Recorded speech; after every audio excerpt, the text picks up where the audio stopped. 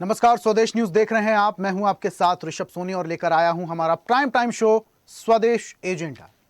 देश की राजनीति में इन दिनों दल बदल और विपक्षी दलों में टूट का सिलसिला तेज होता हुआ दिखाई दे रहा है। कई राज्यों में विपक्षी दलों के सांसदों और विधायकों के पाला बदलने की घटनाओं ने अब राजनीतिक हलकों में नई बहस छिड़ दी है। इससे विपक्षी एकता और गठबंधन की मजबूती पर भी सवाल उठने लगे हैं। पहले बंगाल और अब उसके बाद महाराष्ट्र में उद्धव ठाकरे की शिवसेना यूबीटी में सांसदों के पाला बदलने की सियासत ने कई सारे सवाल खड़े कर दिए। लेकिन बात यहीं खत्म नहीं हुई। इससे आगे उत्तर प्रदेश में भी सपा विधायकों सांसदों के पाला बदलने की अटकलों ने यूपी का राजनीतिक पारा हाई कर दिया है। दरअसल हाल ही दिनों में कई क्षेत्रीय दलों और राष्ट्रीय विपक्षी दलों में आंतरिक मतभेद खुलकर सामने आए। नेताओं के इस्तीफे, गुटबाजी और राजनीतिक निष्ठा बदलने की घटनाओं ने विपक्ष की रणनीति को प्रभावित किया। इससे अब विपक्ष के सामने एकजुटता बनाए रखने की चुनौती बढ़ गई। हालांकि विपक्षी दल बदल को लोकतंत्र के लिए खतरा बताते रहे, वहीं सत्ता पक्ष इसे नेताओं की वैचारिक सहमति और राजनीतिक विकल्प का हिस्सा करार देता है। अब ऐसे में आने वाले समय में यह देखना दिलचस्प होगा कि विपक्ष अपनी एकता को किस तरह कायम रख पाता है और बदलते राजनीतिक समीकरण देश की राजनीति को किस दिशा में ले जाते हैं। सवाल ये कि क्या ये घटनाएं विपक्षी एकता को कमजोर करेंगी या फिर नए राजनीतिक समीकरणों को जन्म देंगी। इसी मुद्दे पर आज हम करेंगे चर्चा, लेकिन उससे पहले देख लेते हैं एक रिपोर्ट।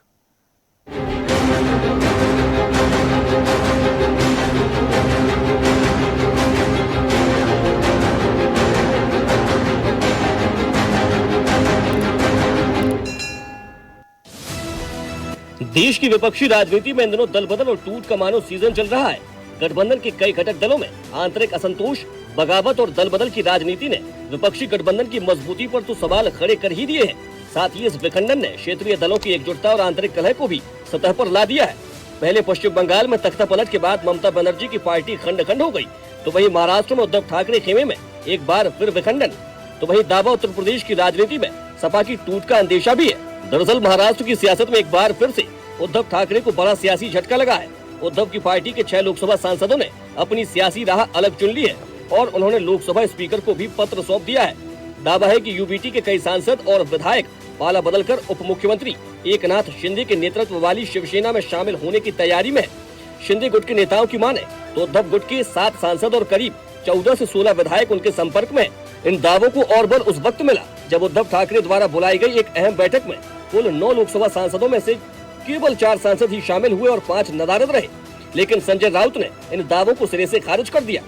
भाजपा पर ईडी, सीबीआई जैसी केंद्रीय एजेंसियों के दबाव और सांसदों को 50 करोड़ तक के ऑफर का गंभीर आरोप लगाया। उधर शिंदे गुट के नेताओं ने कहा कि असंतुष्ट जनप्रतिनिधियों के लिए शिंदे शिवसेना के दरवाजे हमेशा खुले हैं। जिनके लिए हमने हमारा सबका उद्धव जी ने कार्यकर्ताओं का खून पसीना बहा है, उनको टिकट दिया, उनको पैसा भी दिया चुनाव लड़ने के लिए, जितने हमारी औकात थी, हाँ वो भी दिया, मेहनत किया, सब कुछ किया। और फिर भी अगर उस बारे में, उनके बारे में इस प्रकार की खबरें आती है तो ये लोगों ने उनका खंडन करना चाहिए।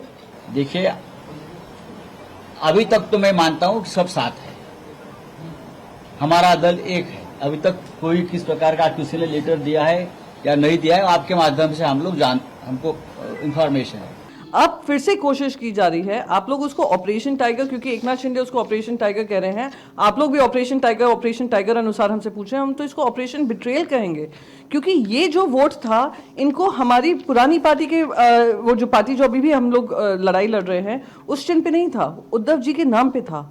जनता ने उद्धव जी पे भरोसा कर आपको मेंबर ऑफ पार्लियामेंट बनाया था। आप उसके खिलाफ काम करेंगे तो ये कहीं ना कहीं बहुत गलत होगा। अगर आपको चलिए मैं मानती हूँ किसी का विश्वास खत्म हो जाए, आप इस्तीफा दे दो ना। अगर जनता ने आपके विश्वास पे आपको एमपी बनाया है, हमारी पार्टी से कोई लेना देना नहीं, पार्टी चिन्ह से कोई लेना देना नहीं, तो इतनी हिम्मत तो दिखाओ कि जो तुम 5 साल का तुम्हारा टेन्योर है, रिजाइन कर दीजिए, फिर से अपनी जनता के बीच में जाइए। और हमें कोई रुचि नहीं है किसी को पोच करने में या किसी के भी पार्टी को तोड़ने में। हमारे मास लीडर एकनाथ जी शिंदे की लोकप्रियता सबने देखा है, क्योंकि वो डेडिकेटेड है टू द कॉमन मैन। वो ऑन ग्राउंड काम करते हैं, वो घर से काम नहीं करते हैं। और जिस अंदाज से लोग आ रहे हैं, हर दिन पक्ष प्रवेश कर रहे हैं शिवसेना में, उससे एक चीज़ स्पष्ट है, पूरे महाराष्ट्र में वातावरण है प्रगति का। तो कोई ऑपरेशन टाइगर नहीं है, ऑपरेशन प्रगति है। और उस प्रगति के आधार पे महायुति एकजुट है। उधर उत्तर प्रदेश में भी अखिलेश यादव को अपनी पार्टी में संभावित टूट की अटकलों का सामना करना पड़ रहा है। योगी सरकार के मंत्री ओम प्रकाश राजभर ने समाजवादी पार्टी में बड़ी टूट का दावा किया है। एनडीए के मंत्री राजभर ने सोशल मीडिया पोस्ट पर लिखा कि महाराष्ट्र बंगाल की बात छोड़िए, यूपी में भी पूरी समाजवादी पार्टी बीजेपी में शामिल होने के लिए तैयार बैठी है। राजभर ने 1 साल पहले मार्च के एक वीडियो का हवाला भी दिया कि रामगोपाल यादव ने एक पर्ची केंद्रीय गृह मंत्री को भी दी है। हालांकि राजभर ने कथित पर्ची को लेकर कोई स्पष्ट जानकारी साझा नहीं की। उन्होंने यह भी कहा था कि पुराने घोटालों की जांच के दबाव से सपा नेतृत्व परेशान है, जिसके चलते नेता पाला बदल रहे हैं। हालांकि समाजवादी पार्टी नेतृत्व ने इन दावों को खारिज करते हुए पार्टी को एकजुट बताया है। भाई महाराष्ट्र की तरफ मत ध्यान रखिए, अब यूपी का नंबर है। यूपी में क्या होगा, यहाँ भी जाएंगे भैया मेरे। आपने नहीं देखा, राम गोपाल जी एक बढ़िया चिट्ठी माननीय अमित शाह जी को थमा दिए हैं और कह दिए हैं उनसे धीरे से कि इतना लोगों का नाम है ये लोग के बुला के अपने पास ले लीजिए, हम लोगों का जान बचाए रखिए। नहीं तो हम तो कह रहे हैं कि राम गोपाल जी इसका खुलासा करें, उस चिट्ठी में क्या लिखे हैं। भारतीय जनता पार्टी इसी तरीके से काम करती है और कई दलों को तोड़ चुके हैं। उत्तर प्रदेश में अगर आप देखेंगे तो उत्तर प्रदेश में भी समाजवादी पार्टी के कई विधायक, एमएलसी, राज्यसभा उन्होंने तोड़े थे। भारतीय जनता पार्टी जो औरों की पार्टी तोड़ रही है, औरों के सांसद छीन रही है, यूपी में उन्हीं के विधायक तैयारी में हैं पाला बदलने के लिए। और कई ऐसे लोग हैं वो समय पे ही पत्ते खोलते हैं, उनका भरोसा ही नहीं। वो सपा में तो अभी 25-26 सांसद टूटने को तैयार बैठे, हम लोग तोड़ ही नहीं रहे हैं। हम लोग तो 27 में जानते हुए अपने आप ही टूट के चले जाएंगे। समाजवादी पार्टी का संचालन श्री अखिलेश यादव के गलियारे में नहीं चलेगा। ममता बनर्जी की पार्टी से लेकर उद्धव ठाकरे के खेमे तक विपक्षी दलों में टूट के संकट ने सियासी तापमान बढ़ा दिया है। तो वहीं उत्तर प्रदेश में सपा प्रमुख अखिलेश यादव की राजनीतिक क्षमता और भरोसे को नई हवा दे दी है। अब जिस तरह से विपक्षी गठबंधन के घटक दलों में टूट और दलबदल हो रहा है, राज्यों में क्षेत्रीय दलों के अलग अलग हित, नेतृत्व की महत्वाकांक्षाएं, आगामी विधानसभा और लोकसभा चुनावों की रणनीति इंडिया गठबंधन की सबसे बड़ी चुनौती बनती जा रही है। उधर कई सहयोगी दल अब राष्ट्रीय राजनीति से ज्यादा अपने अपने राज्यों की राजनीतिक मजबूती पर ध्यान दे रहे हैं। ऐसे में बड़ा सवाल यही है कि क्या 2029 की लड़ाई से पहले इंडिया गठबंधन घटक दलों के नेताओं को एकजुट रख पाएगा या फिर सांसद विधायकों की टूट विपक्षी एकता को और कमजोर करेगी। अब इंडिया गठबंधन के दलों में टूट और भाजपा की रणनीति को लेकर आने वाले दिनों में राजनीतिक समीकरण किस करवट बैठते हैं, इस पर सबकी नजर रहेगी। देश की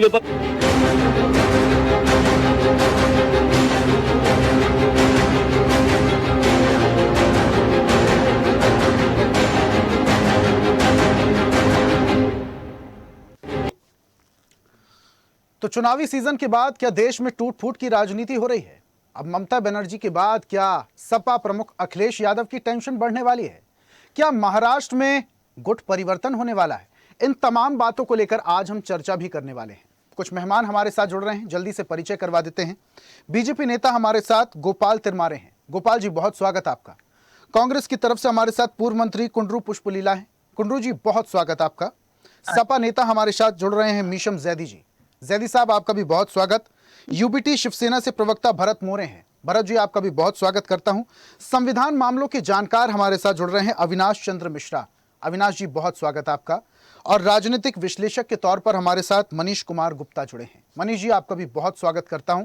और इस चर्चा की शुरुआत पुष्पलीला जी आपसे ही करेंगे। हम सब ने देखा आम आदमी पार्टी के साथ क्या हुआ, और उसके बाद पश्चिम बंगाल में क्या चल रहा है ये सभी को पता है। महाराष्ट्र से खबर आ रही थी कि बहुत सारे सांसद जो हैं वो यूबीटी शिवसेना से अब शिंदे गुट में शामिल होने के लिए तैयार हैं। संजय राउत ने क्या कहा यह भी आपने सुना होगा पुष्पलीला जी। लेकिन अब बात उत्तर प्रदेश की है। क्यों? इसलिए क्योंकि अभी नजदीकी चुनाव उत्तर प्रदेश में ही है। ये जो दल बदल की राजनीति, तोड़ फोड़ की राजनीति की जो पटकथा लिखी जा रही है, क्या लगता है आपको कि इसके पीछे क्या कारण हो सकते हैं? क्योंकि ये राजनीति ऐसे हो गई है जो है ना बंदरों का हाल हो गया। जब मौका मिलता है, झाड़ में कुछ दिखता है तो पावर का जैसा झाड़ समझो, यहाँ से वहां को कूदने का है। किसी के भरोसेमंद का नायक और लीडर ही नहीं मिल रहा। किसी पार्टी में जो भी लीडर है, सीनियर लीडर्स भी रहने तो 40 साल भी साथ में पार्टी के साथ में काम करके जैसा इतना फेथ करते हैं, वैसा लीडर भी आजकल ऐसा हो जा रहा है कि पता नहीं कब वो प्लेट बदल रहे। तो मौका का फायदा उठाने वाला लीडर बन रहे भैया। अभी किसी को ऐसा भरोसामंद का जो वोट डाल रहे पब्लिक को, अभी सोचने का टाइम आ गया। क्योंकि जिस पार्टी से जीत रहे और वो पार्टी के बारे में कुछ भी बिगाड़ दो, मरने दो, पार्टी जाने दो, मगर पब्लिक जिस वोट दे के जिससे उन लोग पार्लियामेंट में बेच रहे हैं, वो नहीं तो असेंबली में कहाँ है वो, जहां उन लोगों के वोट से जीत के आए सो लोग अभी इतने पैसों का मामले में अपने आप को बेच ले रहा है। या तो खरीद ले रहा है पब्लिक को, और उन्होंने जाके खुद जाके पार्टियों के अंदर में जाके बेचने के लिए एक रेट लगा ले रहे हैं। अंदर की बात है। ये सब उठाला किससे हो रहा है? इससे पहले ऐसा नहीं होता था। कोई भी लीडर एक भी गया ना, उसको तो इतना बुरी हाल से पब्लिक देखते थे, इतना बुरा नजर हो जाता था उसकी, तो थू थू करते थे लोग। आज ऐसा नहीं है कि बीजेपी जब से आया है 12 साल में हर पार्टी में जाना, हर पार्टी लोगों को खरीद लेना विदाउट वो लोग रिजाइन करके पॉलिटिक्स में फिर वो जीत के उसका जो जाना चाहते हैं वो पार्टी में जाना है। मगर वैसा नहीं है, डायरेक्ट खरीदने का मामला पहले से। तो कौन जीत रहा है? पार्टी महाराष्ट्र का होने दो या कहीं भी स्टेटों का होने दो, वहां उन लोगों को क्या बोलते हैं, डिवाइड एंड रूल के हिसाब से पार्टी को तोड़ना है, पब्लिक का भरोसा को तोड़ देना है, अपने फायदा के लिए पार्टियों के अंदर जाना है। वो इसमें मायूर बन गया है मोदी जी एंड अमित शाह जी। अभी उत्तर प्रदेश में तो मुझे तो जानकारी जहां तक है कि देखेंगे, फिर उत्तर प्रदेश में तो पीएम का कैंडिडेट बोल रहे थे उसको। आगे अगर मोदी गए तो नेक्स्ट पीएम होने ही चाहिए। मगर अभी क्या है, सोचने की बात है, क्या क्या होता है थोड़ा सा देखने के बाद बोलेंगे, अभी नहीं बोल सकते। अच्छा पुष्पलीला मेरे जी, ख्याल से हमारा गठबंधन। हाँ बोलिए। पुष्पलीला जी, अभी आप कह रही थी कि पहले ऐसा नहीं होता था। पहले अगर कोई नेता दल बदलता था तो उसको बड़ी हीन भावना से देखा जाता था, जनता समर्थन नहीं करती थी, ये आपका मतलब था आपके कहने का। अभी भी दल बदल की स्थिति चल रही है। हाँ। क्या जनता रिएक्ट नहीं करती है? पश्चिम बंगाल में क्या हुआ ये आपने देखा, जनता का पूरा सपोर्ट था, उस दौरान भी दल बदल की स्थिति थी। और न सिर्फ पश्चिम बंगाल में, और भी हम स्टेट की बात करें तो अगर ऐसा है तो जनता रिएक्ट क्यों नहीं करती फिर? तो मतलब ये भी जो है ना, थोड़ा सा पावर जो है ना कंटिन्यूशनली भी जो पब्लिक को देखते हैं ना, उस टाइम में वो लीडरों का भी तो गलती रहते हैं 50%। क्योंकि वहां रहने के बाद, पावर में आने के बाद, अब देखो ममता उनकी रिश्तेदार को लगा दिया, पावर हाथ में दे दिया उनका। ना कोई भी होता ना, भाई का बेटा हो क्या की, उनके हाथ में सौंप दिया। जब से उन्हें सौंप दिया रिश्तेदारी में, तब से उसको बिगाड़ना शुरू हो गया। वो बिगड़ गए, सीनियर्स रहते हैं, इनकी बच्चा छोटा है। नेपोटिज्म एक थोड़ा बड़ी वजह हो internally सकती है उनके पुष्पलीला प्रॉब्लम जी, से भी थोड़ा होता इन है। हालातों के पीछे नेपोटिज्म एक बड़ी वजह हो एक सकती है हालात में भी ये लोग। देखो भैया, पब्लिक क्यों खामोश है? अगर बर्दाश्त की बाहर हो गया तो वो लोग भी चेंज एक देखना चाहते हैं। दूसरी बात क्या है बोले तो, जब जो लोग है अभी प्रोटेस्ट कर रहे हैं, उसके ऊपर हमला हो रहा है, सही होंगे फिर पब्लिक को गुस्सा ऐसे आसानी से नहीं आता है ना। कुछ गलती कर रहे होंगे तो उसको तो भी भुगतना पड़ेगा। आगे आगे यही होगा। मैं बोल रहा हूँ ना, आगे आगे ऐसा पब्लिक मारेंगे, पत्थरों से मारेंगे लीडरों को। अगर खामोश है बोलो तो सही होगा। अभी थोड़ा सा जजमेंट उन लोग भी अपने सेल्फ देख लेना पड़ता, क्या गलती हो गया, हमारा एमपी को डायरेक्ट पब्लिक मार रहे, तो आगे लोग भी डर के मारे कुछ गलती काम ही नहीं करने का रहता है। अभी जो है ना, पार्टी डिवाइड एंड रूल में जो पैसे खरीदने में रेट लगा दे रहे, 12 करोड़ 13 करोड़ 15 करोड़, इसमें भी ये एमपी लोग जा रहे हैं ना। अगर लेके कुछ ऐसा बदलने वाला मौका है तो ये फिर वहां पर भी शुरुआत होना चाहिए। ऐसा मौका मुझे तो एज ए आम वोटर के जैसा बोल रहा हूँ, पार्टी के छोड़ो बाजू, मगर ऐसा जो है भैया जो जनता का उम्मीद को भरोसा को ले लेके ये लोग ऐसा काम कर रहे हैं, तो जो पार्टी में रहते हैं उसको रिजाइन करके आना चाहिए। अदरवाइज पार्टी को धोखा दे रहे हैं, वहां का कॉन्स्टिट्यूंसी वालों को भी धोखा लेके यहाँ पर आना, ये पब्लिक का अच्छा, गुस्सा का एक पुष्पलीला जी, वेपन बन जाता है। पुष्पलीला जी, हाँ, अभी बोलिए। आप हॉर्स ट्रेडिंग की बात कर रही हैं कि बोलिए खरीद भैया। फरोख्त बहुत ज्यादा होती है और इनडायरेक्टली आप कहीं ना कहीं बीजेपी को ही इसका जिम्मेदार मान रही हैं। एक नेता हैं, मैं उनका नाम नहीं लूंगा, आपने भी सुना होगा उनका भाषण, वो मीडिया में ये कह रहे हैं कि कुछ ऐसी पार्टियां हैं जो बिकने वाले नेता बना ही क्यों रही हैं। भाई बिकने के लिए तैयार है तब तो इंसान खरीद रहा है, आप बिकने वाले नेता ही नहीं बनाइए तो बिकवाली होगी ही नहीं। अरे भैया, हर पार्टी में ऐसा हो गया। ये इससे पहले पार्टियों में थोड़ा सा, जैसे ये पार्टी है ये वसूलते चलता है, उसके सिद्धांत ये है, ऐसे पार्टी में कुछ रहते थे पब्लिक ओपिनियन।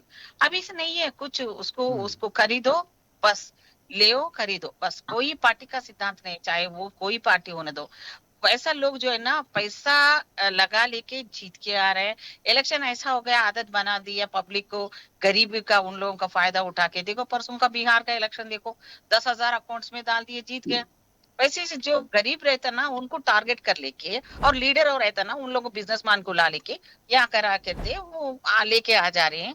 क्योंकि लेके आने के बाद वो बिजनेसमैन रहते हैं ऑटोमेटिकली, उसका माइंड क्या है, वहां पर 100 करोड़ का खर्चा करके फिर 1000 करोड़ कमाने के लिए एक प्लेटफॉर्म तो रहना है ना।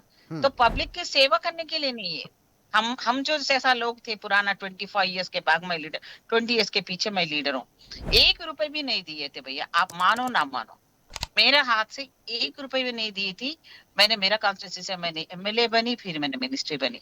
अभी भी 20 ईयर्स के बाद भी मैं जाऊंगी ना, मेरे को हर पार्टी वाला इतना मोहब्बत से दीदी बोलते हैं, उनको मेरे को मोहब्बत से मेरा हमारा दीदी बोलते हैं कॉन्स्टिट्यूंसी। आजकल कहाँ है, कल तक तुम्हारा साथ नहीं रहेंगे, आज दूसरे पार्टी में जंप होने के वाला, जंप चलाने वालों को कैसा भरोसामंद रखेंगे। तो ये देखने का बात मुझे तो लगता है नहीं नहीं आना चाहिए पब्लिक में अवेयरनेस, जब तक नहीं आएंगे ना लेकिन भैया पुष्पलीला ये जी, हरकतों का कोई आज मतलब आपने वॉशिंग मशीन पर कुछ नहीं कहा। अक्सर कांग्रेस के नेता कहते हैं कि बीजेपी के पास एक वॉशिंग मशीन है। मैंने कब से कहती हूँ भैया, वहां पर जो करते ना अगर जबरदस्ती, नहीं भाई मैं पार्टी को नहीं भी धोखा करती हूँ, मेरे पार्टी के साथ में रहना चाह रही हूँ बोलो, तो उनको नहीं नहीं तुम कैसा नहीं आता हो, उसके ऊपर केसेस डालना, ईडी केसेस डालना, उसको कर तरह तरह के उसमें फंसा के उसको ढराव करके फिर उसमें से उन्होंने जबरदस्ती उनका पार्टी में लेके आने का कोशिश हमेशा करते रहते हैं। लेकिन केशव अब प्रसाद आने मौर्य के तो कुछ बाद और नहीं कह तो रहे उनके हैं ऊपर ये पुष्पलीला जी। घोटाला वो घोटाला। आपने सुना होगा डिप्टी सीएम हैं उत्तर क्या बोल प्रदेश रहे के थे? केशव बोलेंगे? प्रसाद मौर्य, वो कह रहे हैं कि हमारे साथ 25-20 जो विधायक सांसद हैं सपा के, वो तो हमारे साथ आना चाह रहे हैं, हम नहीं ले रहे उनको, हम नहीं तोड़ रहे हैं, वो तो आना चाहते हैं।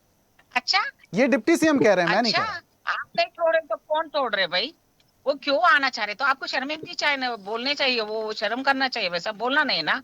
किसी को जैसा शादी करके उनकी वाइफ को लेके जाती है, जैसा शादी दूसरे से होता है, इन लोग डायरेक्ट लेके आने के लिए वो लोग कैसे आते हैं भाई? एक वस्तु है डेमोक्रेसी सिस्टम का, ऐसा कैसा आ जाता है? वो लोग कैसे बोले होंगे? वो जो भरोसा दिला बोलो, नहीं तो एविडेंस दिखाओ बोलो, उन्होंने आना चाह रहे वो लोग बचे हैं तो नाम ऐसा पब्लिक के सामने रखो, ये लोग हमारा पार्टी में आना चाह रहे क्या बोल के मोदी जी को बोल देने के लिए एक लिस्ट लगा दो वो लोग पब्लिक के सामने, तब देखेंगे। पब्लिक देखते रहेंगे, ऐसे कितने साल देखते रहेंगे? कहीं ना कहीं तो भी ब्लास्ट हो जाएगा ना। अभी ये काकरोच पार्टियां ये सब कहीं को आ रहे हैं भैया? सिस्टम में बहुत सा घोटाला हो रहा है, एक सिस्टम करेक्ट नहीं है। इंडिया के ऊपर जो भरोसा रखते थे, अब भरोसा उड़ गया सबके सामने। तो आम आदमी इतने परेशान है, इतना परेशान है, पूछो मत। तो इसीलिए मैं क्या ठीक है। कहना चाह रहा हूँ कि अभी डेमोक्रेसी का नाम पे चल रहा है, मगर डेमोक्रेसी नहीं है ये पूरा। जो खरीदने वाला है दूसरा, वो बिकने वाला है। और पब्लिक को ऐसा बोल रहा है, पब्लिक भी ऐसा हो गया, पब्लिक का गलती नहीं, पब्लिक का अभी नहीं है, मौका देख रहा है, आता है मौका आने तक उनका काम कैसा करना अभी उन लोगों को समझ में आ गया, अभी नहीं होगा आगे। चलिए ठीक है, आऊंगा मैं वापस से आपके पास। जैदी साहब जुड़े हैं हमारे साथ। हाँ, जैदी साहब सुन पा रहे हैं? जैदी साहब आपका माइक म्यूट है, उसे अनम्यूट कीजिए प्लीज। जैदी साहब माइक म्यूट है आपका। अभी आपकी आवाज नहीं आ रही है।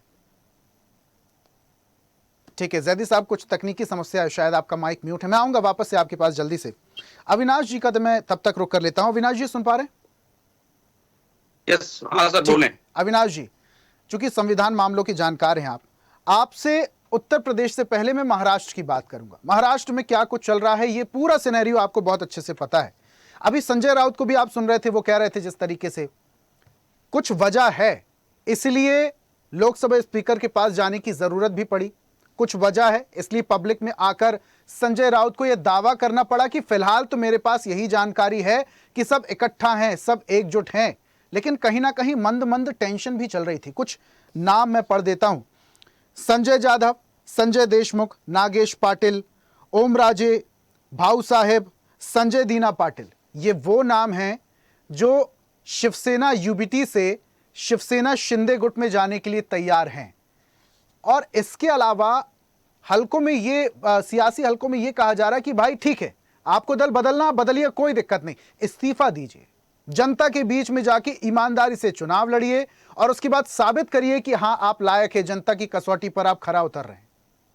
अविनाश जी। जी देखिए सर, ये जो आपने प्रश्न पूछा इसमें 3-4 एस्पेक्ट हैं। हालांकि मैं यहाँ पर संविधान मामलों के जानकार के रूप में आया हूँ, उस ओहदे से मैं बैठा हूँ, इसलिए राजनीतिक दल पर प्रतिक्रिया देना, वो भी वर्तमान के दौर में प्रतिक्रिया देना, थोड़ा सा ये कुल्हाड़ी पर पैर मारने, पैर पर कुल्हाड़ी मारने के समान नहीं, बल्कि कुल्हाड़ी पर पैर मारने के जैसा है। तो हाँ, तो सर समझिएगा, मैं केवल इसको एक संविधान के संदर्भ में अगर मैं बात करूं तो हालांकि ये बात सच है कि उद्धव ठाकरे जी ने मीटिंग बुलाई और मीटिंग में जो थे शिवसेना के पूरे 9 सांसद नहीं आ पाए, 3-4 ही आए, जिससे कयास लगाए गए कि हो सकता है कि उद्धव ठाकरे, हो सकता है कि वो जो बाकी सांसद हैं वो दूसरे गुट के जो हैं उसके उनमें उनके संपर्क में होंगे। ये बिल्कुल संभव था। और उसके बाद फिर ओम प्रकाश राजभर जी ने भी उत्तर प्रदेश में बोला कि समाजवादी पार्टी के भी कई सारे सांसद जो है वो हमारे संपर्क में। किंतु सर, मैं केवल इसके संवैधानिक पक्षों पे बात करूं तो 52वां संविधान संशोधन अधिनियम 1985 1985 की मूल भावना ये थी कि जो भी जनप्रतिनिधि जिस सिंबल के टिकट पर चुनाव जीत कर आ रहा है वो कम से कम 5 साल, कम से कम टेन्यूर तक अपने मतदाताओं के साथ अन्याय न करें, उनकी मूल भावनाओं के साथ, उनकी अपेक्षाओं आकांक्षाओं के साथ कम से कम न्याय करे। वो ऐसा ना हो कि जीतकर किसी और टिकट पर आ रहा है और जो है किसी और उसमें दल में चला जाए। तो इसके लिए भारतीय संविधान स्पष्ट रूप से 10वीं अनुसूची जो है स्पष्ट रूप से इसके विरुद्ध प्रावधान करती है। लेकिन आगे जाकर थोड़ा सा राजनीतिक दलों ने उसको अपने अनुकूल बना लिया, तो टूट का कॉन्सेप्ट आ गया, विलय का कॉन्सेप्ट आ गया। हालांकि टूट, अगर 3-4 सांसद टूट कर चले गए तो उसको तो बिल्कुल उनकी सदस्यता निरस्त हो जाएगी, लेकिन 2/3 सांसदों ने यदि या विधायकों ने यदि सहमति दे दी तो विलय को जो है संविधान में उचित माना गया, विलय को दल बदल अधिनियम में उचित माना गया। तो ये तो सभी राजनीतिक दलों ने अपने अपने अनुसार, कोई एक राजनीतिक दल जिम्मेदार नहीं है, सभी राजनीतिक दलों ने अपने अपने अनुसार उस अधिनियम को तोड़ मरोड़ के प्रस्तुत कर दिया। एक मैं लेटेस्ट एग्जांपल देना चाहूंगा, हालांकि लेटेस्ट नहीं है, मध्य प्रदेश विधानसभा चुनाव 2018 की बात है। मध्य प्रदेश विधानसभा चुनाव 2018 में कांग्रेस को 114 सीटें मिली, बीजेपी को 108 सीटें मिली। लेकिन 2020 में ही ज्योतिरादित्य सिंधिया जी, हम सब जानते हैं कि वो दूसरे गुट में चले गए ना, 22 विधायक शामिल हो गए। उन पर हाँ, उनके साथ कम से कम 20-22 विधायक शामिल हो गए। अब देखिए, मैं इसके लिए जनता को बहुत बड़े लेवल पर दोषी मानता हूं, अपने समय राजनीतिक दल को इतना दोष नहीं देता। ये क्यों दल बदल लेते हैं? क्योंकि इनको विश्वास है कि हम तो भी जीत कर आएंगे, हमारा जनता क्या, हमारा कुछ नहीं होगा। जनता में इतनी अवेयरनेस नहीं है कि वो ये सब समझ सके। अब उसके बावजूद लेकिन अविनाश जी, मैं बहुत निवेदन के साथ मैं आपको बीच में रोक रहा हूं, लेकिन उस दौरान भी तो जनता के सामने कंफ्यूजन रहती है ना कि इस बार दूसरी बार वोट किसे देना है, पार्टी को वोट देना है या फिर प्रत्याशी को वोट देना है। तो कई बार जनता प्रत्याशी को चुनती है। प्रत्याशियों को बिल्कुल बिल्कुल, मध्य प्रदेश में उस समय सत्ता विरोधी लहर थी, तो 15 साल की सत्ता विरोधी लहर के लिए दूसरे दल को वोट दिया और उसी से विधायकों ने टूटकर और यह सरकार बना ली, जो वर्तमान सरकार थी उनको वापस बना लिया। अब भाई स्वाभाविक सी बात है कि जनता को सोचना चाहिए था, लेकिन उन सारे विधायकों को जनता ने फिर से जितवा करके विधानसभा में भिजवा दिया। ठीक है अविनाश जी, आऊंगा मैं बहुत जल्दी आपके पास, और भी कुछ बहुत जरूरी जानकारी मैं साझा करूंगा, आपसे बातचीत करूंगा जनता तक। फिलहाल भरत जी हमारे साथ जुड़ गए हैं। भरत जी सुन पा रहे हैं? हाँ सर जी, नमस्ते। ठीक है, नमस्कार भरत जी, आप थोड़ा देरी से जुड़े। पुष्पलीला जी हमारे साथ कांग्रेस से पूर्व मंत्री जुड़ी हैं, कई सारी बातें कह रही थी, लेकिन फिलहाल अभी महाराष्ट्र के बारे में आपसे बात करते हैं। अभी संजय राउत जी प्रेस मीटिंग में कह रहे थे, कई सारी बातें कह रहे, कुछ वजह है भरत जी जिस वजह से लोकसभा स्पीकर के पास जाने की जरूरत पड़ी। अभी जो बैठक बुलाई गई उसमें कई सारे सांसद नहीं पहुंचे, कई सारे गायब थे। आपको लग रहा है कि ये जो 6 सांसदों की बात चल रही है, इन्होंने गुट चेंज कर दिया है या करने वाले हैं? अभी तो फिलहाल जो हमारे पास जो उनका सब उन्होंने उनका गुट तैयार किया है, लेकिन कंफर्म नहीं अभी तक। अभी तक कंफर्म नहीं है। ये नाम मैं आपके सामने पढ़ ले रहा हूं भरत जी। संजय जाधव, संजय देशमुख, नागेश पाटिल, ओम राजे, भाऊ साहेब, संजय दीना पाटिल। कहा जा रहा है कि ये तो लगभग जा चुके हैं शिंदे गुट में। जा चुके ये मालूम है, लेकिन कंफर्म नहीं। अभी लीगली उन्होंने कुछ ऐसा न्यूज में दिया नहीं है कि हमने गुट बनाया है, हमारा गुट हो गया है, हम बाहर जा रहे हैं, हम शिंदे गट में जा रहे हैं या बीजेपी में जा रहे हैं। अभी तक कंफर्म नहीं है। तो लेकिन अगर ये गए भी, पार्टी ने संपर्क किया होगा। पार्टी ने संपर्क किया था, लेकिन उनके फोन सबके स्विच ऑफ है। तो क्या अभी हम शिरडी मतदार संघ से आते हैं, शिरडी लोकसभा मतदार संघ। भाऊसाहेब वागचौरे 2014 में भी उन्होंने गद्दारी की थी पक्ष के साथ। अभी भी उन्होंने गद्दारी की है। उद्धव साहब ने उनको प्यार से फिर प्रवेश दिया, वापिस उम्मीदवारी दिया, चुन के भी लाया। जब नरेंद्र मोदी की लाड भी नहीं थी, नरेंद्र मोदी की लाड के ऊपर भी नहीं आए। जो लोगों ने पहले गद्दारी की थी, वो गद्दारी का लोगों ने गुस्सा पकड़ के ये लोगों को चुन के दिया था, खासदार भाऊसाहेब वागचौरे को। लेकिन उन्होंने वापस पैसे के लिए गद्दारी की। अभी उनके लिए ऊपर वोटर बहुत चिड़े हुए। अभी अगली बार वो चुनाव भी लड़ेंगे, उसके बच्चे को खड़ा किया, उसके बीवी को खड़ा किया, बच्ची को खड़ा, किसको भी खड़ा किया। तो अभी ये शिरडी मतदार संघ है जो साईं बाबा की 2 बार शपथ खाया भाऊसाहेब वागचौरे ने कि मैं कभी गद्दारी नहीं करूंगा, ठाकरे को छोड़ूंगा नहीं। लेकिन पैसे के लिए ये भाऊसाहेब वागचौरे ने गद्दारी की है। अभी वोटर उनको छोड़ेंगे नहीं, वोटर तो छोड़ेंगे नहीं, और वोटर उनको रोड पे घूमने भी नहीं देंगे। अभी जहाँ पे भी प्रोग्राम हो या फिर किधर भी मिले तो लोग उनको कुछ भी कर सकते हैं। अभी लोग बहुत चिड़े, वोटर बहुत चिड़े। अच्छा, लेकिन मैं एक बात आपसे और जिक्र करना चाहूंगा। शिंदे गुट के एमएलसी हैं कृपाल तुमाने जी, वो अलग दावा कर रहे हैं। वो कह रहे हैं कि 9 में से 7 सांसद जो हैं वो शिंदे गुट के साथ काम करने के लिए तैयार हैं और ये ऑपरेशन टाइगर चल रहा है। आपको लग रहा है? नहीं, ऐसा ये बहुत उनके जो सब बोलने वाले सब कुछ भी बोलते हैं। 7 लोग बोलेंगे, कल बोलेंगे उद्धव साहब भी हमारे टच में, उद्धव ठाकरे भी हमारे शिंदेगढ़ में आने वाले। ये इनके बोलने पे मत जाइए। ये सब पैसे के ऊपर इनका सब जो चालू है अभी महाभारत, ये सब पैसे के ऊपर चालू है। लेकिन एक दिन ऐसा आएगा इनका फुगा भी फूट जाएगा। अभी ये कहते हमारे कांटेक्ट में आमदार भी, ठाकरे के आमदार भी हमारे कांटेक्ट में, ऐसा कुछ नहीं है। अभी जो हुआ है, अभी ये 6 लोग गए तो गए। हमने ये 6 लोगों से कुछ लेना नहीं है। उद्धव ठाकरे साहब का मन, इनका दिल बहुत बड़ा है। कितने आए कितने गए, आज भी मातोश्री में उतनी भीड़ है, आज भी शिवसेना भवन में उतनी भीड़ है। आज ही शिवसेना के चाहते वोटर बहुत सारे, उससे अभी डबल हो गए। अभी लोग चिड़े अभी। अच्छा भरत जी, कुछ भी कहेंगे, सिंडिकेट वाले कुछ भी कहेंगे। आप इन सांसदों को गद्दार कह रहे हैं, लेकिन इसके पीछे कुछ और भी तर्क हो सकता है, क्योंकि विपक्ष के बहुत सारे नेता कहते हैं कि ईडी, सीबीआई का, केंद्रीय सरकारी एजेंसियों का दबाव दिखाकर इस तरीके का दल बदल किया जाता है, दूसरे पार्टी के सांसद विधायकों को तोड़ा जाता है, सरकार बनाई जाती है। इस बारे में क्या कहेंगे? अभी उनका वो कर्म है। अभी जैसे भाऊसाहेब वागचौरे शिरडी में जब वो अधिकारी थे, जो गवर्नमेंट के नौकरी में थे, तब उन्होंने तुप का घोटाला किया था, घी का, असली घी का। अभी इनके कर्म है सब, अभी इनके कर्म है, अभी इनके कर्म इनको भोगने पड़ेंगे। ईडी सीबीआई के दबाव के नीचे उनको जाना पड़ेगा उधर। जो कर्म किए ना सर, उनको ये भोगना ही पड़ेगा। लेकिन ये भी कहा जाता है भरत जी की जो विपक्ष के नेता अगर किसी दल से आते हैं तो बीजेपी में बड़ा तवज्जो मिलता है उन्हें, और जो आए होते हैं टूटकर, वो नेता भी दावा करते हैं कि पुरानी पार्टी में तो हमें सम्मान ही नहीं मिल रहा था, ना कद मिल रहा था, ना पद मिल रहा था। अब बीजेपी में शामिल हुए तो देखिए आप तस्वीरें, किसी को नेता बना दिया गया, कोई कैबिनेट मिनिस्टर में है, कोई सीएम है। देखिए सर जी, अभी भोपाल में पिछली बार नरेंद्र मोदी साहब ने जो अजीत पवार के घोटाले के ऊपर, सिंचन घोटाले पे बोले, अगले ही महीने अजीत पवार को ये महाराष्ट्र का उप मुख्यमंत्री बनाया, साथ में महायुति में। इनको मालूम है किसने क्या घोटाले किए, उसका घोटाला बाहर निकालने का, अपने पक्ष में लेने का और बीजेपी अपनी बड़ी करने की। ठीक है, ठीक है भरत चालू है बस। ठीक है, मैं आता हूं बहुत जल्दी आपके पास। मीशम जैदी हमारे साथ जुड़ गए। ठीक है जैदी साहब, अब आपकी आवाज आ रही है। जैदी साहब, महाराष्ट्र के बारे में तो हमने भरत जी से बात कर ली, वो तो गद्दार करार दे रहे हैं, सीधा बात। आप क्या कहेंगे? क्योंकि ओपी राजभर जो कह रहे हैं वो भी आपने सुना, और उसके बाद डिप्टी सीएम केशव प्रसाद मौर्य ने क्या कहा वो भी आपने सुना। अखिलेश यादव एक बड़ी बात कहते हैं कि जो डरेगा वो छोड़कर भागेगा, जो अगर नहीं डरेगा वो हमारे साथ खड़ा रहेगा।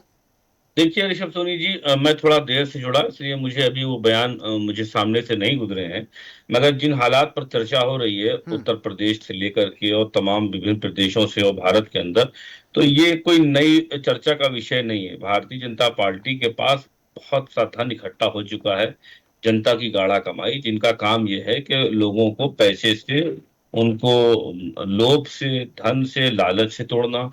अगर वो नहीं टूटेंगे तो उनको ईडी का खौफ दिखा करके उन पर मुकदमा दर्ज करा करके उनके ऊपर हर तरह से दबाव बनाना और उनको बना करके अपनी पार्टी में विलय कराना, ये चीज भारतीय जनता पार्टी की बहुत पुरानी है।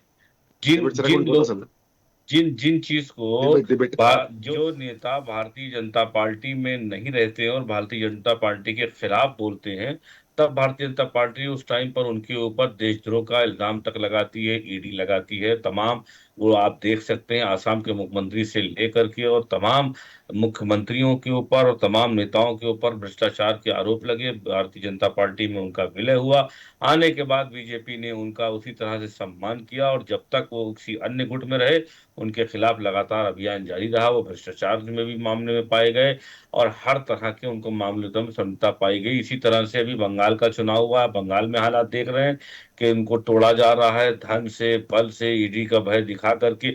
वही ममता बनर्जी को जिनको पानी पी पी करके कोसते थे, कभी किसी समय पर मोदी जी सर्वेंद्र अधिकारी जी को एक भ्रष्टाचार नेता बताते थे, उनकी एक्टिंग करते हुए बाज नहीं आते थे, आज उसी सर्वेंद्र अधिकारी को पश्चिम बंगाल का मुख्यमंत्री बनाया गया। इसी तरह से आप देखो महाराष्ट्र के अंदर के जिस तरह से महाराष्ट्र में एनसीपी नेताओं के ऊपर भ्रष्टाचार के आरोप लगे, जिस तरह से मैं नाम नहीं लेता क्योंकि वो इस दुनिया में नहीं है, उनके ऊपर भी तमाम आरोप लगाए गए। जैदी साहब, बाकी स्टेट को छोड़ते हैं, कहते हैं कि अगर देश में सरकार बननी हो तो उसका रास्ता उत्तर प्रदेश से होकर जाता है। अब उत्तर प्रदेश में अगले साल चुनाव है, इस लिहाज से उत्तर प्रदेश की जो सियासत है वो ज्यादा बहुत इंपॉर्टेंट होती है, और जब उत्तर प्रदेश में चुनाव की बात होती है तो एक मुख्य विपक्षी पार्टी का नाम जरूर लिया जाता है, समाजवादी पार्टी। वो आपकी पार्टी है। आपसे मैं एक बात समझना चाहता हूं कि अभी जो ओपी राजभर कह रहे हैं कि आपके नेता राम गोपाल जी ने अमित शाह को एक चिट्ठी दी थी और ये कहा था कि भैया हम और हमारे साथ चिट्ठी में ये नाम है, जरा इनको अपने पास शामिल कर लो, हमारी जान बख्श लो, हमारी जान बचा लो, और हम शामिल होने के लिए तैयार हैं। और ओपी राजभर एक बात और कहते हैं, या तो फिर स्पष्टीकरण हो, उस चिट्ठी में लिखा क्या था, क्यों दी गई थी अमित शाह को चिट्ठी? देखिए, जिन नेता का आप नाम ले रहे हैं ओपी राजभर जी का, उनका अपना कोई इतिहास नहीं है। उनके बारे में ये कहा जा सकता है कि आज वो कुछ कहेंगे, घंटे बाद कुछ कहेंगे। एक नंबर के पलटूराम नेता हैं। उनकी बात का, उनकी कथनी करनी का आप उन पर विश्वास नहीं कर सकते हैं। और मैं आपको बताऊं, जो आप नाम ले रहे हैं, ये नाम भी सिर्फ इसीलिए ले रहे हैं कि उन्हीं राम गोपाल वर्मा और अखिलेश यादव जी ने उनको अपने पास बुलाया और सम्मान दिया और उन्हीं के कंधे पर बैठ करके आज वो उचक करके अपना कद बढ़ा रहे हैं। वही ओपी राजभर हैं जिन्होंने पिछले साल चुनाव लड़ने के लिए अखिलेश यादव जी से गाड़ी ली थी, पैसे लिए थे और इज्जत भी उनको वहां पर मिली थी, मगर वो उनको रास नहीं आया। तो इसलिए ओपी राजभर जी जैसे नेताओं का उत्तर प्रदेश के अंदर हमारे यहाँ गली गली में पाए जाते हैं।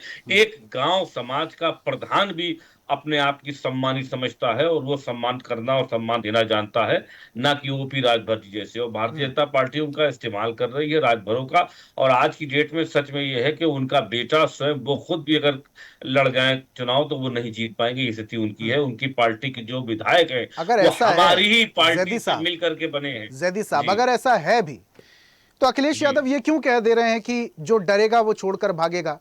और उसके अलावा फिर राम गोपाल क्यों नहीं आकर ये कह दे रहे हैं भाई चिट्ठी में ये हमने लिखा था? वो क्यों नहीं स्पष्टीकरण दे देते हैं आपकी पार्टी की तरफ से? देखिए ऐसा है कि ये देखा जाए कि स्पष्टीकरण मांग कौन रहा है। हम जनता का जवाब देने के लिए बैठे हैं, हम जनता के मुद्दों पर बैठे हैं। ठीक। हम इस तरह के जो है वो दो कौड़ी के नेता के हम स्पष्टीकरण देने वाले नहीं है।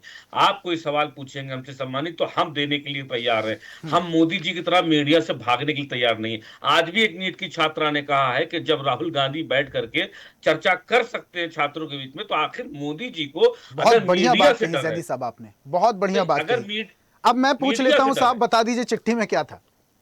हाँ ठीक है, अगर आप पूछ रहे हैं तो मैं बिल्कुल आपकी बात उन तक पहुंचाऊंगा जी। और उनसे कहूंगा कि साहब हम नहीं डरते हैं मीडिया से, आप स्पष्टीकरण दे दीजिए। हम मोदी जी की तरह नहीं डरते हैं, ठीक है। क्योंकि मोदी जी मीडिया से, तो मीडिया आज छात्रों से भी डर रहे हैं। नीट की छात्रा कह रही है कि चलिए मीडिया का आप जवाब नहीं दे सकते हैं तो छात्रों के बीच में आकर के उनका जवाब तो दें, कम से कम उनके मन की, उनकी जो भावना है उनकी तो कद्र करें। आज भी एक नीट की एक छात्र ने आत्महत्या कर ली, इसका देश से कोई लेना देना नहीं। पेट्रोल मालूम है आपको, 160 रुपए पेट्रोल हो गया है, प्योर पेट्रोल 160 है। और जो मिल करके आ रहा है ना, उसके लिए कंपनी कह रही है कि हम आपको जो है वो क्या कहते हैं उसका हम वो नहीं करेंगे, कंपनसेशन नहीं देंगे। यानी कि हम उसका जो है वो क्या कहते हैं जो आपको कंपनसेशन देती है कंपनी, वो हम नहीं देंगे। सब्सिडी। तो 150 रुपए से ऊपर कंप्यूटर हो गया। अच्छा जैदी साहब, 150 रुपए से ठीक है ठीक है, ये महंगाई वाला विषय है, इस पे हम फिर कभी चर्चा करेंगे। आपकी बात से ये समझा जाए कि समाजवादी पार्टी में सब चंगा सी।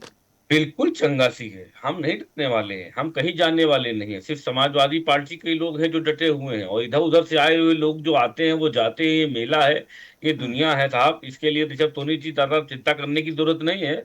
और अब बहुत सी पार्टियों में इस तरह के लोग होते हैं, मगर समाजवादी पार्टी ना तो जेल जाने से डरती है, ना आंदोलन से डरती है। और सबसे बड़ी चीज ये मैं आपको बता दो, जिस दिन हमारे राष्ट्रीय अध्यक्ष अखिलेश यादव जी ने यह आह्वान कर दिया जेल भरो आंदोलन, तो सरकार के पास जेलों में जगह नहीं रह जाएगी। चलिए, हम बहुत डरने बढ़िया। वाले नहीं है, ना हम मुकदमे से ना जेल जाने से। ठीक है जैदी साहब, वापस आऊंगा आपके पास बहुत जल्दी। गोपाल जी का मैं अब रुक कर लेता हूं। गोपाल जी, पुष्पलीला जी को भी आपने सुना, भरत जी को भी आपने सुना, अविनाश जी को भी आपने सुना, तमाम प्रवक्ताओं को आपने सुना। एक कॉमन बात कहा जाता है कि बीजेपी सरकार सबसे ज्यादा घोटाला कर रही है। इस बात का घोटाला दूसरे पार्टियों में फूट डालो और उसके बाद उनके आधे विधायक सांसदों को अपने खेमे में ले आओ। क्या वजह है, क्यों इतने बड़े बड़े आरोप आपकी पार्टी पर लग रहे हैं? कई राज्यों में आपकी ट्रिपल इंजन की सरकार है, कुछ राज्यों में आपकी डबल इंजन की सरकार है, केंद्र में आपकी सरकार है, और आरोप भी आप पर ही लगते हैं कि सरकारी एजेंसियों का अगर कोई सबसे ज्यादा दुरुपयोग करना जानता है तो वो बीजेपी की सरकार है। आप देखिए, अभी जितने भी प्रवक्ताओं ने भारतीय जनता पार्टी के विरोध में जो अपनी बात रखी कि खुद के पार्टियों को संभालना, खुद के पार्टियों के विधायक हो, सांसद हो, उनसे कम्युनिकेट करके उनको सेटिस्फाई करना, ये तो उनसे होता नहीं। खुद का घर वो संभाल सकते नहीं, और उनका घर अगर टूट जाता है तो वो दूसरे भारतीय जनता पार्टी को बदनाम करते हैं। देखिए महाराष्ट्र में अभी जो 9 सांसद में से 6 सांसद उद्धव बाला साहेब ठाकरे पार्टी के जो बगावत पे आ गए हैं, वो तो ना भाजपा के संपर्क में है, ना वो है शिंदे सेना के संपर्क में। और शिवसेना, शिंदे सरकार, शिंदे जी इनके पास में जो अभी ओरिजिनल शिवसेना है, जो बाला साहेब ठाकरे की विचारधारा पर चलने वाली पार्टी है, वो बाला साहेब कट्टर हिंदुत्ववादी हिंदू सम्राट बाला साहेब ठाकरे इनके विचारों को जिंदा रखने का काम वहां पर शिंदे, एकनाथ शिंदे इनके शिवसेना के माध्यम से शुरू है। देखिए 2022 में जब शिंदे गुट को समर्थन किसका है? इनकी शिवसेना को, गोपाल जी, शिंदे गुट को समर्थन किसका? एनडीए का, शिंदे सेना एनडीए में है। देखिए, और संवैधानिक बात तो वही आ जा रही है गोपाल जी, उनके आने वाले सबसे ज्यादा दिन रहने वाले प्रधानमंत्री नरेंद्र मोदी जी है, जिनके नेतृत्व में एनडीए की सरकार अभी चल रही है। और जो विकसित भारत की मार्ग पर सबसे ठोस भूमिका लेकर सही रास्ते से भारत देश अभी मजबूत स्थिति में है। एनडीए के नेतृत्व में, नरेंद्र मोदी जी के नेतृत्व में जो सरकार चल रही है, जो सरकार मजबूत स्थिति में है, पूरे वर्ल्ड में भारत अभी जो मजबूत स्थिति में है, उसके आधार पर जो भी एनडीए के घटक दल है और दूसरे पार्टी में होंगे, जैसे उद्धव बाला ठाकरे के जो सांसद है, वो एनडीए घटक की सरकार से जो प्रभावित हुए हुए हैं, इसलिए वो वहां पर जुड़े हुए हैं। देखिए, उद्धव 2022 में उद्धव साहब की जो शिवसेना टूटी, उसके बाद में और सब शिंदे और सब शिव सैनिक, सब विधायक वहां पर अलग शिवसेना स्थापित करके, ओरिजिनल शिवसेना स्थापित करने के बाद में जब 2024 का विधानसभा का चुनाव हुआ, तो महाराष्ट्र की जनता ने भारतीय जनता पार्टी और ओरिजिनल शिवसेना, जो बाला साहब के विचारों पर चलने वाली शिंदे साहब जो अभी शिवसेना संभाल रहे, इनको सबको मैंडेट दे दिया। और इससे क्या हासिल हुआ, इससे क्या सामने आया कि महाराष्ट्र की जनता भी भारतीय जनता पार्टी और शिंदे साहब की जो बाला साहब की शिवसेना है, इनके फेवर में है। अभी देखिए तुम, मुंबई महानगर पालिका, इतने साल से उद्धव बाला ठाकरे इनकी सरकार थी, उनके नेतृत्व में वहां पर उन्होंने बीएमसी चुनाव जीते भारतीय जनता पार्टी के साथ में। अभी जो चुनाव के नतीजे सामने आए, तो मुंबई के लोगों ने भी उद्धव बाला ठाकरे की शिवसेना को वहां पर नकारा ना। इसका मतलब देखिए तुम कि जो विचारधारा लेके, बाला साहब की विचारधारा लेके जो शिवसेना शिंदे साहब सामने लेके जा रहे हैं, वही विचारधारा की, हिंदुत्व की विचारधारा पर सब सांसद उनके साथ में आ रहे हैं। ये इसका ठिकरा तुम भारतीय जनता पार्टी पर पोल के क्या अच्छा गोपाल जी एक बात हमें समझाइए गोपाल जी, कि बीजेपी की अवधारणा ये है क्या कि किसी भी स्टेट में, किसी भी राज्य में तुष्टीकरण की राजनीति तो अलग है, लेकिन नेपोटिज्म नहीं चलने दिया जाएगा। आप लोग शिवसेना गुट को इसलिए समर्थन नहीं करते हैं, यूबीटी को, क्योंकि वो बाला साहब ठाकरे के वंश के हैं, परिवार के हैं, इसीलिए आप ये कैसे कह सकते हैं कि शिंदे गुट ही बेहतरीन शिवसेना है? देखिए, 2022 में जब शिवसेना फूटी, उसके बाद में 2024 में महाराष्ट्र में चुनाव हुए विधानसभा के, और विधानसभा के चुनाव में भारतीय जनता पार्टी और शिंदे साहब की जो शिवसेना है, बाला साहब के विचारों पर चलने वाली, उनको मैंडेट दिया ना महाराष्ट्र की जनता ने। तो इससे तो यही साबित हुआ ना कि भारतीय जनता पार्टी और बाला साहेबों के विचार पर चलने वाली शिंदे साहब की शिवसेना ये सही विचारों पर चल रही है। लेकिन फिर गोपाल जी, आपकी पार्टी पर ये आरोप क्यों लगने लगते हैं कि आपके पास एक वॉशिंग मशीन है, दूसरे गुट के जो नेता आते हैं आप उन्हें वॉशिंग मशीन में डालते हैं, धो पोंछ के निकालते हैं, एकदम चक भक नेता निकलता है, और उसके बाद उसको आराम से अपने पार्टी में शामिल कर लेते हैं और एक पद दे देते हैं? ये क्यों आरोप लगते हैं आप लोगों पर? ये जो पार्टी अभी जो टूटी हुई है, उनके लोग, उनके सांसद, उनके विधायक वो वहां से अलग गुट बना रहे हैं, इसका मतलब तो जाहिर है ना कि जो पार्टी का नेतृत्व करने वाले जो लोग हैं, वो पार्टी के नेतृत्व पर उनका भरोसा नहीं है। वो जो विकास के धारा में जुड़ने को होना, भारतीय जनता पार्टी के नेतृत्व में जो सरकार अभी भारत में चल रही, देश में चल रही, महाराष्ट्र में चल रही, ये सही तरीके से चल रही, इसलिए उनका भी उनकी जो मानसिकता है कि विकसित भारत के तरफ जो अपन चल रहे हैं, उसके हाथ बढ़ाकर अपन ने उनके कंधे से कंधा मिलाकर चलने को होना। ये अगर उनकी थिंकिंग है तो ये तो सही है ना। भारत के विकास के लिए अगर ये लोग अगर एनडीए सरकार के साथ में जुड़ना चाहते हैं तो वो तो अच्छी बात है ना। ठीक है, भारत के विकास के लिए अगर एनडीए से जुड़ना चाहते हैं तो कोई बुरी बात नहीं है। ठीक है, पुष्पलीला जी कुछ कह रही हैं, जल्दी से कहिए मैम। भैया ऐसा बात कर रहे हैं कि उनके ऊपर वो जो बोल रहे हैं ना 5 साल तक कोई भी पब्लिक उनके दिया है तो पार्टी से वो जीत के आता है, उनकी पब्लिक का ओपिनियन 5 साल तक मैंडेटरी है। अगर हमारा मोदी साहब का काम देखते हुए वो लोग अपने आप का घर को संभाल नहीं सक रहे, इसीलिए हमारा पार्टी में आना चाह रहे, हाँ मोदी जी का काम देख के कहना चाह रहे। क्या आप बात कर रहे हैं भैया, शर्मिंदा की बात है ये तो। मैं तो बोल रही हूँ एक आम पब्लिक के नाते ऐसा तुम्हारा घर संभाल नहीं सक रहे तो इसीलिए वो लोग आना चाह रहे तो हम लेना चाह रहे। क्या ये मजाक की बात कर रहे हैं आप लोग? तो क्या कॉन्स्टिट्यूशन है या तो ये क्या है? ऐसा व्यवस्था नहीं है। ठीक है पुष्पलीला जी, राजनीतिक विश्लेषक भी हमारे साथ जुड़े हुए हैं, मनीष जी का मैं रुख करूंगा, लेकिन उससे पहले भरत जी कुछ कह रहे थे। भरत जी 20 सेकंड में अपनी बात रखिएगा। मार के ठीक है पुष्पलीला जी, आपकी बात पहुंच गई, आपकी बात पहुंच गई। भरत जी जल्दी से बात रखिए, आप कुछ कह रहे थे। हाँ जी सर, ये जो भाजपा के लोग हैं उनके ऊपर अभी हिटलर की साया पड़ा हुआ है। अभी इनको लगता है पूरी अभी ये भारत पे कब्जा बना, अभी पूरी दुनिया पे कब्जा बनाएंगे। ये बात इनकी अभी वॉशिंग मशीन भी खराब हो गई है, अभी इनके दिमाग भी खराब हो गए। आने वाले दिनों में मोदी साहब लेके, अमित शाह साहब लेके, ये जब सत्ता पलटेगी तब ये सब जेल में जाएंगे। ये सब सब घोटालेबाज लोग, पूरे घोटालेबाज लोग, फिर आपके पार्टी में पूरे घोटालेबाज लोग क्यों दे रहे हैं? घर पर ध्यान दीजिए, जो छोटी छोटी पार्टी संभालिए, जो छोटी छोटी पार्टी आप तोड़ रहे हो, संभालिए, ये बात गलत है। व्यवस्थित चलाइए। ये बात गलत है। लोगों दूसरी पार्टियों के सांसद तोड़ना ये बात गलत है, ऐसी बातें आमदार तोड़ना ये बात गलत है।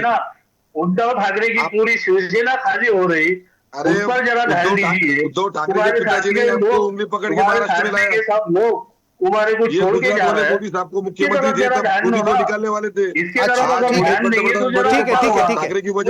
है गोपाल जी भरत जी शांत। मनीष जी का नहीं, पुष्पलीला जी, मनीष जी बहुत देर से वेट कर रहे हैं। मनीष जी बहुत माफी चाहूंगा, बहुत सारे प्रवक्ता अपनी बात रख रहे थे इसलिए मैं थोड़ा देरी से आपके पास पहुंच रहा हूं। लेकिन मनीष जी सुन पा रहे हैं?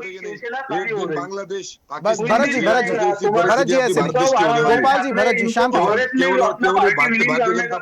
गोपाल जी भरत जी शांत हो जाइए। वक्त अगर रहता तो मैं जरूर आपके पास आऊंगा, आपकी बात सुनूंगा। मनीष जी सुन पा रहे हैं? मनीष जी, ये पूरे देश में अलग अलग स्टेट में जो दल बदल की स्थितियां चल रही हैं, इसके पीछे क्या वजह हो सकती है? अभी पुष्पलीला जी से हम बात कर रहे थे तो वो कह रही थी कि पहले के समय में ऐसा होता था कि अगर कोई नेता दल बदल ले तो उसे बड़ी हीन भावना से देखा जाता था। आज के समय में कोई नेता दल बदलता है तो उसे कद भी मिलता है, उसे पद भी मिलता है, उसे रिस्पेक्ट भी मिलती है और उसकी सीट भी बची रहती है। ये महाराष्ट्र, पश्चिम बंगाल, आम आदमी पार्टी, अभी उत्तर प्रदेश में जिस तरीके से सिनेरियो बन रहा है, आप फूट डालो राजनीति की बात कही जा रही है, इसके पीछे क्या हो सकता है? किस चीज की पटकथा लिखी जा रही है? क्या लोकसभा में सांसदों की सीट बढ़ाने के साथ परिसीमन को लेकर तैयारी की जा रही है? अच्छा भाई, हमें बहुत ध्यान से समझने की जरूरत जी। तो पहले पुष्पलीला जी की बात करूंगा। पुष्पलीला जी ने जो भी बात कही बतौर पॉलिटिकल लीडर कही, इसलिए उनकी बात में एक खास साइड का झुकाव और खास कलर शामिल था, इसलिए उनकी बात पर कोई कमेंट करने का लाभ नहीं है। ठीक उसी तरीके से जो संविधान विशेषज्ञ थे उनका भी एक कलर दिख रहा था। उन्होंने कह भी दिया कि अभी वो संविधान विशेषज्ञ उसलिए कलर नहीं ले सकता, लेकिन उनकी बातों में कलर दिख रहा था। बात अभी दो तरह की है। पहली बात इंटेंट क्या है, प्रोसेस क्या है, दूसरा कानून क्या है। देखिए, देश चलेगा संविधान से, कानून। अगर संविधान में ये लिखा है कि 2/3 अगर लोग बाहर जाते हैं तो वो डिफेक्शन अलाउड, अगर अलाउड है तो अलाउड है। अब वो लोग छोड़ के जा रहे हैं, क्यों जा रहे हैं? वो उस सांसद की आइडियोलॉजी चेंज हुई तो आपको तकलीफ हो रही है, पूरी पार्टी की आइडियोलॉजी चेंज हो रही है, फिर क्या होता है? क्या उद्धव ठाकरे साहब ने अपनी पूरी आइडियोलॉजी चेंज नहीं कर दी? जिस कांग्रेस की पूरी जिंदगी मुखालफत करते रहे उनके पिताश्री माननीय बाला साहब ठाकरे ने कांग्रेस के बारे में क्या क्या कमेंट करे, वो सीधे कांग्रेस से सत्ता के लिए पार्टनरशिप कर ली।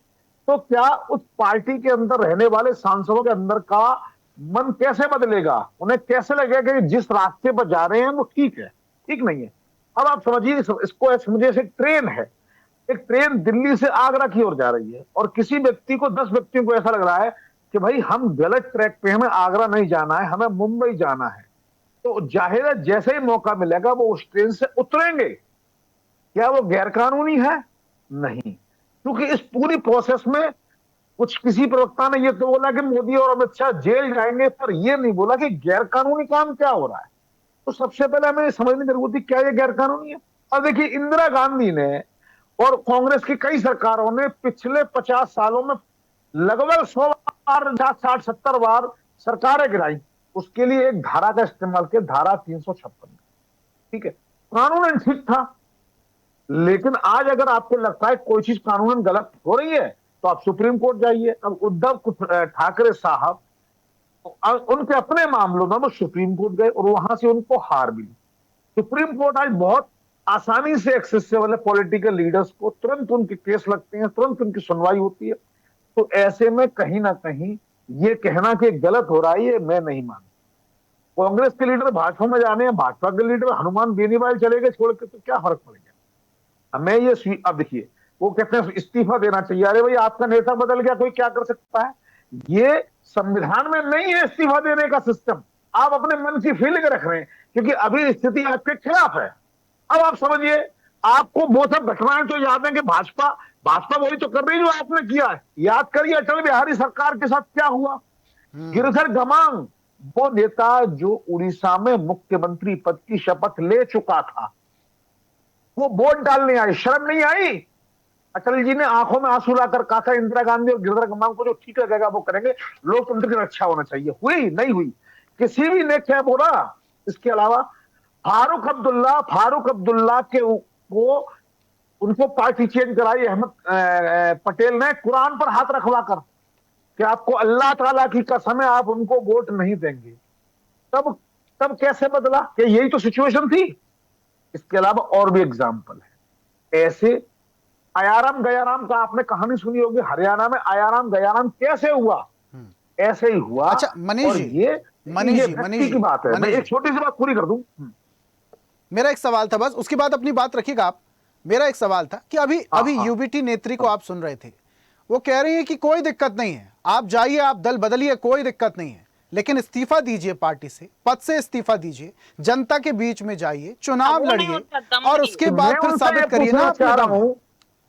मैं उनसे ये पूछना चाह रहा हूं, जब उद्धव ठाकरे ने भाजपा के साथ चुनाव लड़कर, हिंदू आइडियोलॉजी के नाम पर चुनाव लड़कर जब चुनाव जीत लिया, किस मुंह से, किस आइडियोलॉजी, किस आत्मा से इन्होंने कांग्रेस के साथ लेके मुख्यमंत्री बन गए? कैसे? तब आपको क्या कहना चाहिए था? हमें कांग्रेस की आइडियोलॉजी पसंद है, हम इस्तीफा देते हैं, हम दोबारा से चुनाव लड़ेंगे। क्यों नहीं किया? आप तो कांग्रेस के विरोध में चुनाव लड़के आए थे, उसी कांग्रेस से आपने समझौता क्यों कर लिया? दरअसल ये आपको भाजपा वही आईना दिखा रही है जो आपने कभी दूसरों को तकलीफ आपकी ये है। पुष्पलीला जी कुछ कह रही है, जल्दी से सुन लेते हैं मनीष जी बात रह जाएगी वरना पुष्पलीला जी जल्दी से 10 सेकंड में बात रखिए। जो बात कर रहे पब्लिक सुन रहा है, जो आप जो बात कर रहे हैं ना भैया, ये गलत है। वो सिचुएशन अलग था, ये सिचुएशन अलग है। जब हम गोवा में जीते थे, सुनिए भैया, हम वही है, सिचुएशन सेम है। सुनिए तो कहीं पहला सुनिए तो, आप गलत नहीं बोल रहे, पब्लिक में बोल रहा ना, पब्लिक में जितना चेतना आएगा उस दिन मैं बोलूँ ना, आप लिख के रखो मेरा टाइम एंड वो का। आप जो बोल रहे हैं गलत है, इंदिरा गांधी का वो सिचुएशन अलग है। नहीं भैया, सुनिए तो सही पहला, आपका कान है ना मोदी, इसलिए मैं कह रहा हूँ जो आपने आईना देखा है ना, आपका चेहरा नजर आ गया है, पब्लिक को इतना गलत नजर आ गया है। आपकी प्रॉब्लम ये है, पब्लिक आप पब्लिक आप लोग तो वो दिखाना चलिए, दल बदल का ये मुद्दा ऐसा है कि इस पर डिबेट कभी खत्म नहीं होगी, लेकिन समय मुझे आगे बढ़ने की इजाजत नहीं देता। मनीष जी बहुत शुक्रिया हमारे साथ जुड़ने के लिए। पुष्पलीला जी बहुत माफी चाहूंगा, मैं अब समय आगे और नहीं दे पाऊंगा। आप सभी मेहमानों का हमारे साथ जुड़ने के लिए बहुत बहुत धन्यवाद। तो आज हम बात कर रहे थे दल बदल की स्थिति को लेकर। देश भर में, राज्य भर में जिस तरीके के नतीजे सामने आ रहे हैं, चाहे हम महाराष्ट्र की बात कर लें, हाल ही में पश्चिम बंगाल, और अब कहा जा रहा है कि उत्तर प्रदेश में अगले साल जो चुनाव हैं उससे पहले ही समाजवादी पार्टी के कई सारे बड़े नेता, विधायक और सांसद टूटकर बीजेपी में शामिल होने के लिए तैयार हैं और इसकी हामी भर रहे हैं खुद उप मुख्यमंत्री केशव प्रसाद मौर्य। लेकिन इस बात में कितनी सच्चाई है और क्या वाकई यूबीटी शिवसेना के कई सारे सांसद शिंदे गुट में शामिल होने वाले, और क्या उत्तर प्रदेश में समाजवादी पार्टी के कई सारे सांसद और विधायक बीजेपी में शामिल होने वाले हैं, और अगर ऐसा होता है तो क्या परिवर्तन देश की राजनीति और आगामी चुनाव में आने वाले हैं, ये आने वाला वक्त बताएगा। आज की खास पेशकश में फिलहाल इतना ही। देखते रहिए स्वदेश न्यूज, सबसे पहले देश। ऐसे ही वीडियोस के लिए लाइक करें, शेयर करें, फॉलो करें, YouTube पर जाकर सब्सक्राइब कर बेल आइकन दबाना ना भूलें और ताजा अपडेट्स के लिए स्वदेशलाइव.com पर जरूर जाएं।